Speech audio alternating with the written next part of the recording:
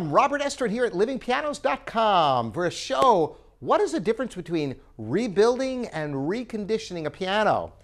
Good question. You may have heard both of these terms bandied about and wondered, is there a real distinction? And indeed there is. So what is the difference? Well, some pianos really require rebuilding, where other pianos you can kind of work with what you have.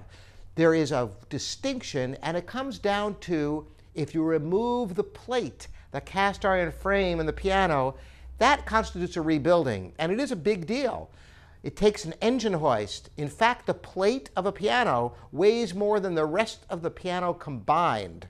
So the strings come off, the bolts come off, and the plate is lifted out. Now, the reason why this is so important, it gives a chance to get to the belly of the piano. The soundboard then can be refinished. It can be shimmed if necessary. And when the plate is put back in, it can be lowered if necessary to increase the down bearing. That is the tension the strings exert on the bridge. All this can be adjusted. Plus, you can reguild the plate to make it look like new again. And all the metal parts can be replated. You can really get in and redo everything. Now, you might ask, well, shouldn't you do that with all pianos? Well, no, actually. Some pianos, there's no problems with the soundboard. The strings are good.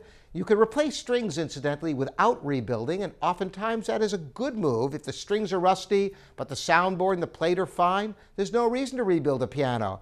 So sometimes you can get great results just reconditioning a piano, and there would be absolutely no benefit for rebuilding. But when you have particularly older pianos with maybe soundboard problems, or if the piano's been restrung a number of times and you don't want to use pins that are huge because each time you restring you have to use larger pins, you want to replace the pin block. Also, sometimes the pin block can get cracked and the tuning stability is compromised. So that's another reason for rebuilding a piano. But if the pin block and soundboard are good, you can get great results reconditioning a piano without having to do the entire rebuilding process.